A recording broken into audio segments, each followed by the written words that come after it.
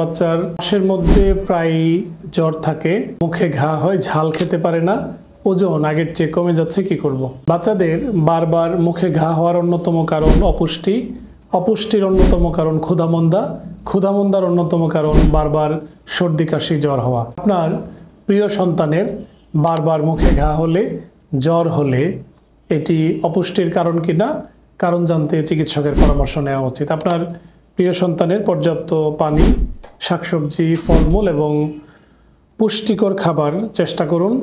বারবার জ্বর আসলে, বিশেষ করে জ্বর ৩-৪ দিনের বেশি থাকলে টাইফয়েড কিনা, ইউরিন ইনফেকশন কিনা, বুকে ইনফেকশনের জন্য কিনা জেনে নেওয়া উচিত।